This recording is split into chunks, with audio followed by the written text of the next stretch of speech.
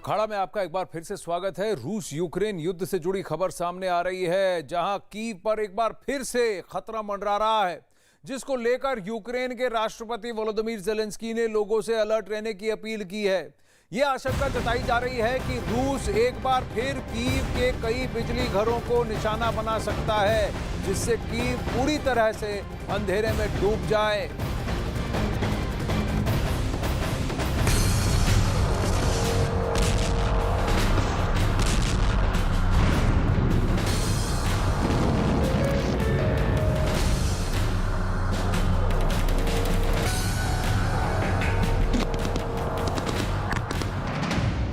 पर मंडरा रहा हमले का खतरा।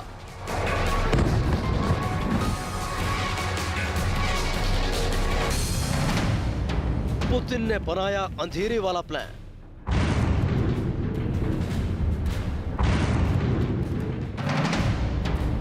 रूस का ऑपरेशन ब्लैकआउट।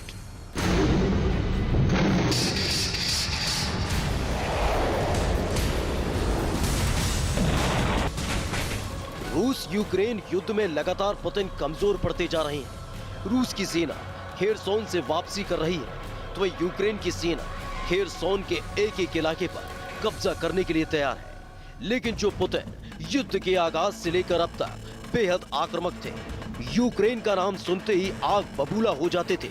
युद्ध को लेकर जो कई देशों के निशाने पर आ गए, तो वही अमेरिका समेत कई पश्चिमी देश रूस पर कई तरह के प्रतिबंध लगा चुके हैं। ऐसे में आखिर पुतिन ने खेरसोन से हटने का फैसला क्यों लिया? क्या ये पुतिन की कोई सबसे बड़ी साजिश है? क्योंकि इससे पहले कीव ने पुतिन का प्रकोप झेला है।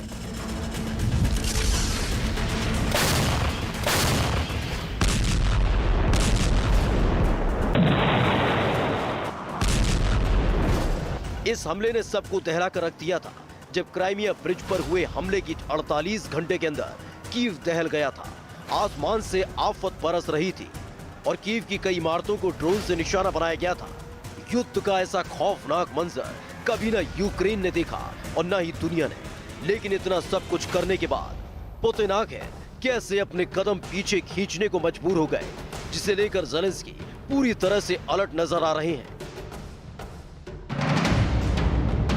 रूसी हमलों की वजह से 45 लाख से ज्यादा लोगों तक बिजली नहीं पहुंच पा रही और कीव में अब भी हालात ठीक नहीं है। ज़ेलेंस्की का ये डर यूं ही नहीं उपजा है, बल्कि लगातार मिल रही रिपोर्ट और घातक चाल से भरा पुतिन का इतिहास इसका जिम्मेदार है। ज़ेलेंस्की ने यूक्रेन की जनता से अपील की है कि वो हर परिस्थिति के लिए तैयार है, क्योंकि एक बार फिर से रूस यूक्रेन के ऊर्जा ढांचे और बिजली घरों को निशाना बना सकता है, जैसा हाल ही में रूस ने कीव में किया था।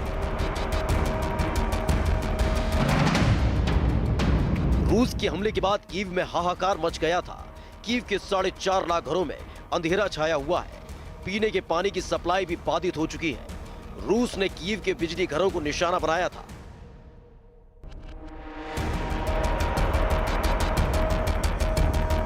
करीब 9 महीने से चले आ रहे युद्ध को देखते हुए पुतिन भी समझ चुके हैं कि यूक्रेन को बम, मिसाइल या फिर परमाणु हमले के डर से झुकाया नहीं जा सकता। इसके लिए वो अब उन तमाम जगहों को निशाना बनाने में जुटे हैं, जिससे यूक्रेन की जनता तड़प उठे और फिर ज़ेलेंस्की पर दबाव बने, जिसका जिक्र ज़ेलेंस्की ने भी किया कि रूस को सबसे ज्यादा जरूरत है ईरान की मिसाइल की, जिससे वो फिर से यूक्रेन में तबाही मचा सके।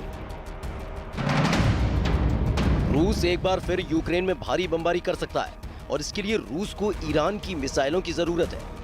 वहीं इसको लेकर कीव में तो ब्लैकआउट के लिए पूरी तरह तैयार रहने के अलर्ट जारी किए गए हैं, जिसमें कीव पूरी तरह अंधेरे में डूब सकता है।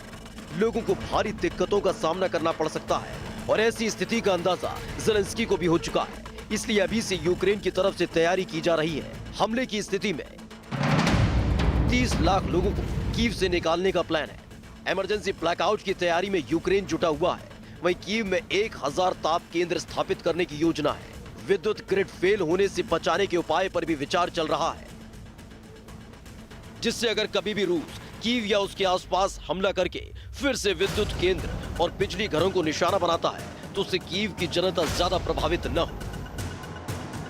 Наші вороги роблять все для того, щоб місто було без тепла, без електрики, без водопостачання. Взагалі ми все померли. це завдання.